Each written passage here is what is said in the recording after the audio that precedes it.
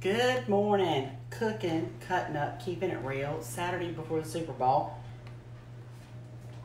And in my kitchen today, I am going to make fried apple pies. Now, this is going to be a two-part thing because I'm going to show y'all how to mix up the crust first and put the apples on to rehydrate them. And then I'll come back to you and put it together and show you how to fry them. Anyway, fried apple pies, definitely a staple in the South. I'm going to tilt this down so y'all can see. I did apple pies, like regular apple pies, live for you this week. Took that to work. Can I just say that if you don't make homemade crust and want to, this is a great recipe. Not one person at work, and everybody doesn't, know me or whatever, but every single person that ate a piece of pie said, "Is this crust homemade? It's so good." So I'm just telling you, it's my Aunt Peggy's recipe. It's in Granny's Farm to Table. If you have that recipe book already, you have a gem in there for pie crust, and you can use it for pie crust. You can put it in your refrigerator and use it for chicken and dumplings. There's many uses for that. So, okay, I'm going to put this together live just so y'all can see how to do it. You're going to need a Ziploc bag, a gallon-size Ziploc bag to put it in, okay? You're going to need all-purpose flour, butter-flavored Crisco, 1 egg, water, salt, which I forgot to get out, and you're going to need vinegar. Did I say that? And a little bit of sugar. Anyway, okay, here we go.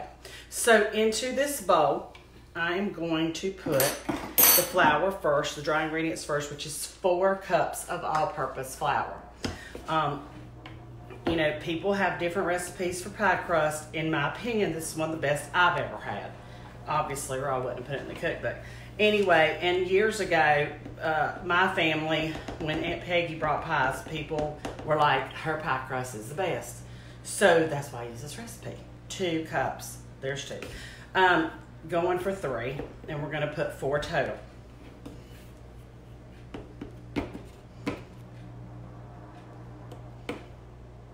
Okay, so 4 cups of all-purpose flour. Let me set this to the side.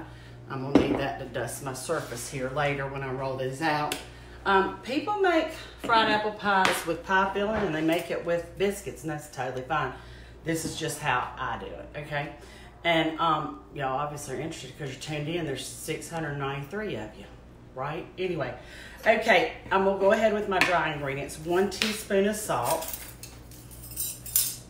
People ask me all the time about this salt box. I got it from Paula Dean's website. I love it. Love, love, love. I'm going to add 1 tablespoon of white granulated sugar.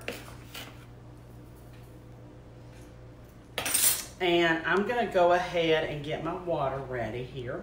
I have measured out 1 cup of water and put a couple cubes of ice in it and let it get really cold. I'm going to dump a little bit of it out, and I'm also going to take the ice cubes out.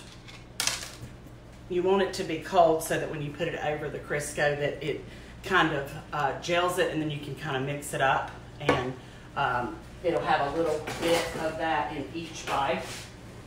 And I forgot to get my pastry thing in. Yes, I did. Here we go. Okay.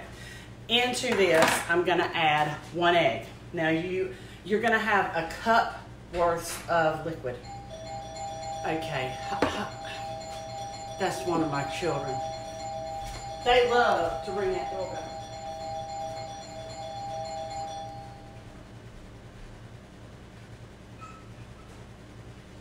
I'm live.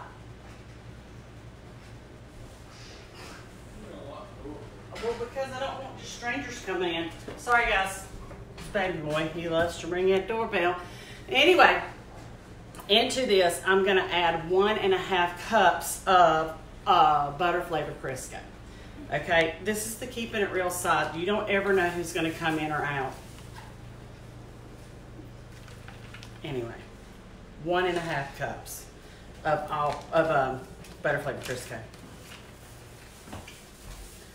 Say hello, Spence. What's up? Where's my knife? I'm just going to kind of cube this up a little bit and make a fried apple pies for tomorrow. I wonder if your California friends that are coming from school have ever had a fried apple pie. You wonder? Like Bronte and Haley? Anyway. Okay, adding that. Back to the liquid. I'm going to add 1 egg to this and give it a blend with a fork. And then I'm going to look and see if that measures up to 1 cup of liquid. And that's how the recipe reads. It says, in a measuring cup, mix 1 egg, water, and vinegar. Okay? And then in the, it's 1 cup. So anyway, it is 1 cup. You're just going to have to eyeball that. And I'm going to go ahead and add my vinegar into this, and I'm going to add 1 tablespoon of vinegar.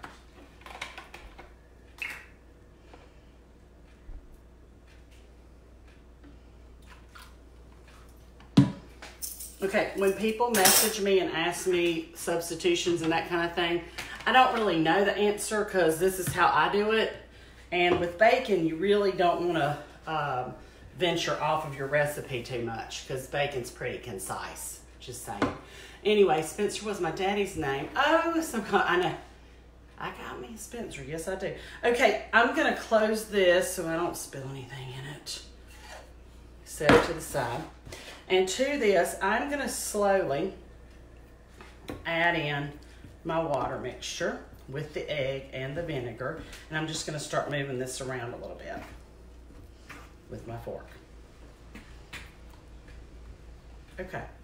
Now, let me grab my pastry thingy. My Aunt Peggy actually sent me a pastry thingy. Yeah. Okay, so I'm just going to blend this in. This will break up the Crisco. That way you get, like I say, get a little bite of it in each bite of your pie.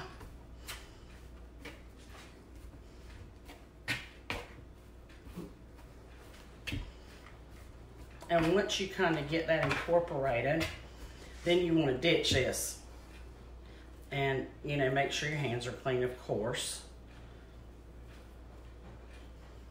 Clean all of the goo off of there. And then get your hands in here, okay?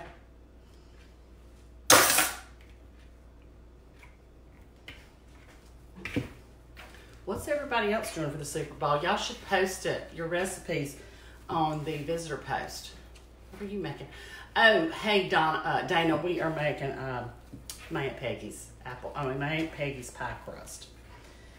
Anyway, so once you start getting this incorporated, you do not want to overwork this, meaning you don't want to overmix it. So once you get all your flour incorporated into it, go ahead and make a ball out of it. I'll show you. And you can kind of see how long this takes. That's the nice thing about live demos. You can actually see it, you know. Anyway, my husband's grandmother, who's been gone, she was already gone on to glory before I ever came to the family. They say in this area that she made the best fried apple pies, and people came from everywhere back when our church had like a fall festival to buy those pies. And I would have loved to have known how she did hers, but anyway, I did not have the privilege of being able to ask her about that. That's why I think it's so important to share recipes, because once those people are gone, if they haven't shared the recipes in some way, shape, or form, the recipes are gone with them. So anyway, I'm going to mix this up. Hey, Christy Cofer Crust. Good to see you on here. Okay, that's worked just enough. You do not want to overwork your pie crust, okay? It looks like that. I'm going to stick this into a bag, and I'm going to stick this in the fridge. Now, meanwhile, I'm going to, let me get my hands washed, and I'll show y'all how I'm going to rehydrate these dried apples that we found in the mountains. And like I said, people make fried apple pies with what I'm trying to say, pie filling. I don't generally, I'm not above it, I would, but if I can get my hands on real dried apples, I would prefer those, okay?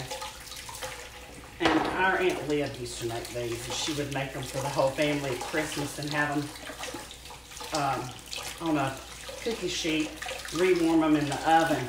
We love them. Anyway, okay, let me pull my pot over here and show y'all what I'm doing. Now, this is how these apples came. They're, you know, air-free package, whatever. So I'm just gonna cut those off, cut that off. And this will make quite a bit. It starts out as, you know, it doesn't look like a whole lot, but when they rehydrate, they swell up. It's a nice thing if you have a dehydrator and access to apple trees. It's a great way to preserve them. There's stories that go way back around here that when Grandmother Clapp was living, before dehydrators came along, or before she had one, she would actually take the screens off the windows and lay apples in the back of the car in the heat of the summer. And that's how she dried her pies. I'm gonna break this up just a little bit. They smell wonderful. And they taste good too. I'm gonna put over this, just cover them with water, barely. Now look, this is something you kind of have to stay with and watch it, or it'll stick and scorch. So let me show you. I'm literally putting enough water that they're kind of floating. I'm gonna put this on low on the stove. And as it comes up, I'm gonna add my sugar, probably about a cup, and taste it. See if that's enough. And then I'm gonna add some cinnamon. And I'll come back to y'all live and show you how to put these together and show you how to fry them. So anyway, that's what I'm doing in my kitchen today. If you've ordered cookbooks, I'm also working on packing those today. So stay tuned for Cooking, Cutting Up, Keeping It Real, fried apple pies. Yeah, it's kind of a dying art. People don't do them as much as they used to. But anyway, and I guess you could dry any fruit and do them. So stay tuned. Hey, Lisa, y'all stay tuned. If y'all want to see that, it'll probably be in the next hour and a half or so. So I'll be back with you, and I'll show you that, okay? I will see y'all when I see you. Just getting on. I have the book. And then I just made my Aunt Peggy's pie crust. And I'm going to come back to you live and show you how to do these fried apple pies. So we're going to rehydrate these apples. Anyway, y'all have a wonderful day, and we'll see y'all. Bye.